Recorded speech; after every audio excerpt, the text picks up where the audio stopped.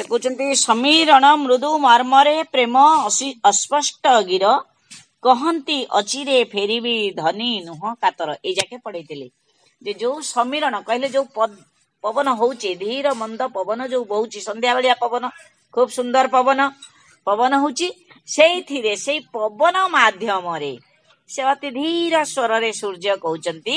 हे धनी हे माप हे पृथ्वी राणी हे पूर्व दिग तमे जमा व्यस्त हुनी जमा मन दुख करनी ए जीवी आउ आसबी अचिरे फेरिबी खूब अविलंबे फेरिबी खूब कम समय रे फेरिबी अनुराग रंग प्रकाशे क्षणे प्राची कपोले ता मध्यरे किंतु विरह दुख कालीमा बोले अनुराग रंग प्रकाशे क्षणे प्राची कपोले प्राची कहिले पूर्व दिग एई कथा शुणिकी महाप्रभु सूर्य देवतांकर एई कथा शुणिकी प्राची कौन करछि किछि क्षण पे टिके अनुराग भल पाइबारे ता मुह पुरी उठुछि ता मध्यरे किंतु विरह दुख कालीमा बोले ता भितरे किंतु दुख बोली हो जाए अर्थात संध्या चली आछि ना अंधार टिके बढ़ी बढ़ी चलछि किंतु कवि तांको दृष्टिकोण रु कहउचंती पिलाए तम घर को जते बेले कुणिया आसंती तम आई विशेष करी आई जते बेले आसे बौर बौ जते बेले आसे 4 दिन रहे आसिला बेले तमे खूब खुशी थिबो आउ गला बेले तम मन बहुत दुख हबो हेटु गला बेले आई की गेलो करथिबो कुंडौथिबो धरुथिबो आई सेते बेले को मु जाउची मासे परे आर मास को आसीबी जते बेले से कहि दिए आर मास को आसीबी तम मनटा सेते बेले खुशी रे पूरी उठे किंतु पुणी संगे संगे मन दुख हो जाए जते बेले आई गाड़ी रे बसिला सेते बेले पुणी मन दुख ठीक सही न्याय रे सूर्य देवता जाउछंती आ ए कथा कहउछंती जे मन दुख करनी खूब शीघ्र आसीबी किंतु कवि कहउछंती अरे प्रकृतिर प्राकृतिक नियम होची सूर्य जीवे चंद्र आसीबे संध्या हबो तापरे राति हबो धीरे धीरे अंधारर मात्रा बढ़िबो अंधारर मात्रा बढ़ुची मध्य किंतु कवि मानवीय दृष्टिकोण रु चिंता करिकरी कहउछंती भिन्न दृष्टिकोण रु कहउछंती जे पूर्व दिगर मुहरे सांगे सांगे हस टिके देखावला किंतु पुणी विरह दुख रे ता मन कष्ट हे जाउची विरह दुख कहले सूर्य जो पळेबे आ एतिकी समय से एका रहिबो सूर्य रहिबेनी ता मन पुणी दुख ही जाउची रवि लास्य हास्ये प्रकटे गुरु विषाद रेखा अनुभवी नेत्रे केवल सिना जाए से देखा रवि लास्य हास्ये प्रकटे गुरु विषाद देखा रविंकर सूर्यंकर हस हस मुह भितरे गुरु कहले विराट बहुत बड़ ओजनदार कौन गुरुत्वपूर्ण विषाद रेखा दुखर रेखा टाणी हो जाउची ताकू अनुभवी नेत्रे केवल सिना जाए से देखा जे विरह दुख पाइथिबो कष्ट पाइथिबो अनुभव करिथिबो से ही ताकू जानी पारिबो पिलाए एठी प्रकाश थाउ कि कवि अछंती जेल भितरे हजारीबाग जेल ले प्रथम कहिछि हजारीबाग जेल ले अछंती कारा कविता तांकर जो संकलन सेउतरु एटा आसीछि से जेल ले रहिकिरी कविता लेखुचंती तांकोठु विरह कष्ट आ की बेसी जानछि निजर लोकन ठारू दूर रे रहिबा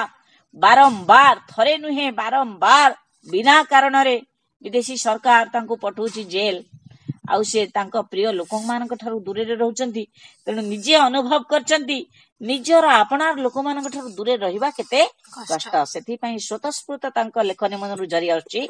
जे अनुभवी नेत्रे केवल सिना जाए से देखा जे अनुभव करिछि से ही ए दुख बुझी पारिबो आहा प्रियजन विरह की दारुण कषण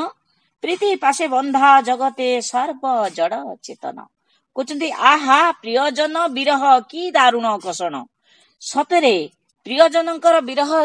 कष्ट बहुत दारुण कहले प्रबल कषण माने जंत्रणादायक निष्ठुर जंत्रणादायक प्रीति पासे बंधा जगते सर्व जड़ चेतन भल पाइबा पाखरे चेतन अचेतन समस्ते बंधा समस्त पाखरे भल पाइबार मूल्य होची अधिक ए विरह दृश्य दियई बंदी पराणे व्यथा पलके पलके पड़ई मने केते की कथा कहते ये जो सूर्य जाऊंती चंद्र आसुचंती पृथ्वी माँ छाड़ुची पूर्व दिग छाड़ुची सूर्य को ଏଇ ସବୁ ଯୋଉ ଯିବା ଆସିବା ସମୟର କଥା, ଏଇ କଥାକୁ ଏ ବିରହ ଦୃଶ୍ୟ ଦିଅଇ ବନ୍ଦୀ ପରାଣେ ବ୍ୟଥା। ତାଙ୍କ ମନ ଭିତରେ ବହୁତ କଷ୍ଟ, ବ୍ୟଥା କହିଲେ କଷ୍ଟ, ପରାଣେ କହିଲେ ହୃଦୟ, ହୃଦୟରେ ବହୁତ କଷ୍ଟ ଦଉଛି। ପଲକେ ପଲକେ ପଡଇ ମନେ କେତେକି କଥା, ପଲକ କହିଲେ ଆଖି ପିଛୁଳାକେ, ଆଖି ପିଛୁଳାକେ ଏମିତି ଆଖି ଟିକିଏ ବୁଝି ହେଇଗଲେ ତାଙ୍କର କେତେ କେତେ କଥା ମନେ ପଡୁଛି। ସମାଳ ଟିକିଏ ସିପାହୀ ଚାବି ନଦିଅ ଦ୍ୱାରେ, ପ୍ରଣୟ ପ୍ରଭାବ ଦେଖିବି କ୍ଷଣେ ରହି ବାହାରେ। ସିପାହୀ କହିଲେ ଯେ ଜଗୁଆଳି ତାଙ୍କର ଯୋଉ କୋଠରରେ ଅଛନ୍ତି ସିଏ ବନ୍ଦୀରେ, ସେଇ ତାର ଯେ ଚାବି ଦବା ଲୋକ, ସେ କହୁଛନ୍ତି ଟିକେ ରହିଯା, ସମାଳି ଯା, ସିଏ ତରତର ହେଲାଣି, ଏଥର ଭିତରକୁ ଚାଲ। ଇଏ ତାର ପ୍ରାକୃତିକ ସୌନ୍ଦର୍ଯ୍ୟ ଟିକେ ଦେଖୁଛନ୍ତି ନା, ବାହାରକୁ ଯାଇଛନ୍ତି, ଅଳ୍ପ ଖାଲି ଦରଜାର ବାହାରକୁ ଯାଇଥିବେ, ତେଣୁ ଇଏ କହୁଛନ୍ତି ଟିକିଏ ସମାଳ ସିପାହୀ ଚାବି ନଦିଅ ଦ୍ୱାରେ, ପ୍ରଣୟ ପ୍ରଭାବ ଦେଖିବି କ୍ଷଣେ ରହି ବାହାରେ, ଟିକେ ଅଳ୍ପ ସମୟ ରହିକି ଦେଖିବି। ପ୍ରଣୟ ପିଉସେ ମିଶିଛି କିଆଁ ବିରହ ବିଷ, ବିଶ୍ୱବାସୀ ପ୍ରତି ବିଚିତ୍ର ଏକି ବିଧି ଆଶିଷ। ତାଙ୍କ ମନରେ ପ୍ରଶ୍ନ ଉଠୁଛି, କହୁଛନ୍ତି ପ୍ରଣୟ ପିଉସେ ମିଶିଛି, ଭଲ ପାଇବାର ଯୋଉ ପିଉସ କହିଲେ ଅମୃତ, ଯୋଉ ଅମୃତ ଧାରା, ଯୋଉ ଭଲ ପାଇବାର ଅମୃତ ଧାରା, ତା ଦେହରେ ଏଇ ବିଷ କଣ ପାଇଁ ମିଶା ହେଇଛି, ଏ ବିରହ କଷ୍ଟ କଣ ପାଇଁ ଦିଆହେଇଛି।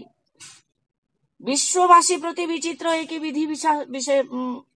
ବିଧି ଆଶିଷ, ଆଶିଷ କହିଲେ ଆଶୀର୍ବାଦ, ଈଶ୍ୱରଙ୍କର ବିଧି କହିଲେ ସ୍ରଷ୍ଟା ଈଶ୍ୱର, ଈଶ୍ୱରଙ୍କର ବିଶ୍ୱବାସୀ କହିଲେ ଆମ ମାନଙ୍କ ପ୍ରତି, ପ୍ରତ୍ୟେକ ମଣିଷ ପ୍ରତି, ଜୀବଜଗତ ପ୍ରତି, ଏଇଟା କଣ ଗୋଟେ ଭଗବାନଙ୍କର ଆଶୀର୍ବାଦ କି। ସୁନ୍ଦର ସରୋଜ ଚରଣେ କିମ୍ପା ଜଡିତ ଅହି, ବିପରୀତ ସ୍ଥିତି ରହସ୍ୟ କିଏ ପାରିବ କହି। କବି କହୁଛନ୍ତି ସୁନ୍ଦର ସରୋଜ, ସରୋଜ କହିଲେ ପଦ୍ମ, ପଦ୍ମ ତ ହଉଛି ସୃଷ୍ଟିର ସବୁଠୁ ସୁନ୍ଦର ଜିନିଷ। ତା ପାଖରେ, ତା ପାଦ ତଳେ, ପିଲାଏ ପଦ୍ମ ଗଡିଆରେ ଦେଖିଥିବ ପଦ୍ମ ଭର୍ତ୍ତି ହେଇଥିବ, କିନ୍ତୁ ତମେ ଗଡିଆ ଭିତରକୁ ପଶି ତୋଳିବା ମନା, କାରଣ ତା ମୂଳରେ ସାପ, ତେଣୁ ତମକୁ ତମ ମା ଛାଡିବ ନାହିଁ ଯେ ତୁ ଯା ସେ ପଦ୍ମ ପୋଖରରୁ ଫୁଲ ଆଣିକିରି ଆସିବୁ। ତେଣୁ ଇଏ କହୁଛନ୍ତି ସବୁଠୁ ସୁନ୍ଦର ସୃଷ୍ଟି ହଉଛି ଭଗବାନଙ୍କର ସରୋଜ କହିଲେ ପଦ୍ମ, କିନ୍ତୁ ତା ମୂଳରେ ସାପର ଘର। ତେଣୁ ଇଏ ହଉଛି ଈଶ୍ୱରଙ୍କର କି ପ୍ରକାର କାମ। ବିପରୀତ ସ୍ଥିତି ରହସ୍ୟ କିଏ ପାରିବ କହି, ଈଶ୍ୱରଙ୍କର ଏଇ ଯୋଉ ବିପରୀତ ଜିନିଷ ରହିଲା, ଗୋଟେ ସବୁଠୁ ସୁନ୍ଦର ପାଖରେ ସବୁଠୁ ବିଷଧର ନାଗକୁ ରଖାଯାଇଛି, ଏ ତ ବିପରୀତ କାମ ହେଲା ନା। ତେଣୁ କଣ ପାଇଁ ଆର ରହସ୍ୟ ମଣିଷ ହେଇକିରି କିଏ ବା କହିବ। ପ୍ରିୟଜନ ପ୍ରିୟ ସ୍ଥାନ ମୁଁ ଛାଡି ବନ୍ଦୀ ଏଠାରେ, ବିରହ ବିଷମ ବିଷେ ମୋ ମନ ପରାଣ ଘାରେ। କହୁଛନ୍ତି ପ୍ରିୟଜନ ପ୍ରିୟ ସ୍ଥାନ, ପ୍ରିୟଜନ ହେଲେ ଓଡ଼ିଶାବାସୀ,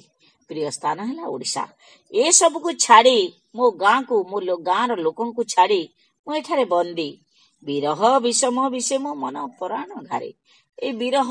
ମୋ ପ୍ରିୟ ଲୋକମାନଙ୍କ ଠାରୁ ମୁଁ ଯୋଉ ଦୂରରେ ରହିଛି, ଏଇ ଯୋଉ ବିଷ ମୋ ମୋ ମନ ଭିତରେ ମତେ ବହୁ ଯନ୍ତ୍ରଣା ଦଉଛି।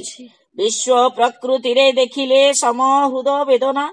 ତାପିତ ଅନ୍ତରେ ଆସିବ ଅବାକ୍ଷଣେ ସାନ୍ତ୍ୱନା। କହୁଛନ୍ତି ଏଇ ପ୍ରକୃତିର ଏଇ ବିରହ କଷ୍ଟ, ଯିବା ଆସିବା ସମୟର ଚିତ୍ର ଟିକେ ଦେଖିଲେ ମୁଁ ହେଲେ ଟିକେ ସାନ୍ତ୍ୱନା ପାଇବି। ହଁ, ସୂର୍ଯ୍ୟ ମହାପ୍ରଭୁ ତ ଯାଉଛନ୍ତି, ପୁଣି ରହୁଛନ୍ତି, ପୁଣି କାଲି ଆସିବେ, ମୁଁ ତ ଛାର ମଣିଷ, ଟିକେ ହେଲେ ଏଇଆ କହିକିରି ମନକୁ ସାନ୍ତ୍ୱନା ଦେଇପାରିବି। ରହ ଆଉ ଦଣ୍ଡେ ସିପାହୀ କିମ୍ପା କର କଟାଳ, କକ୍ଷେ ଅବରୋଧ ସମୟ ପରା ଗୋଧୂଳି କାଳ। ସିପାହୀ ତେଣେ ତରତର କରୁଛି, ଭିତରକୁ ଚାଲ, ଭିତରକୁ ଚାଲ। କବି କହୁଛନ୍ତି ରହ ଆଉ ଦଣ୍ଡେ ସିପାହୀ, ଟିକେ ଆଉ ମୁହୂର୍ତ୍ତେ, କାହିଁ କର କଟାଳ, କିଆ କର କଟାଳ, କାହିଁକି ମୋ ସାଙ୍ଗରେ ଲଗେଇଛ ଯିବାକୁ ଶୀଘ୍ର ଶୀଘ୍ର। କକ୍ଷେ ଅବରୋଧ ସମୟ ପରା ଗୋଧୂଳି କାଳ, ତେଣୁ ଏଇକିନା କାହିଁ ମୁଁ ତା ଭିତରେ ଯାଇକିରି ପଶିବି, ଏଇଟା ବା ଗୋଧୂଳି ସମୟ, ମାନେ ସନ୍ଧ୍ୟା ସମୟ, ସନ୍ଧ୍ୟା ହେଲେ ଗୋରୁ ଗାଈ ଫେରନ୍ତି, ତେଣୁ ଏଇଟା ହଉଛି ଗୋଧୂଳି, ପବନରେ ଧୂଳି ବି ଉଡେ, ତେଣୁ ଏଇଟା ସୁନ୍ଦର ସମୟଟା ପ୍ରକୃତିର। ଦେଖ ରତ ରତ ହୁଅଇ ରବି ଏବେ ଗଗନେ,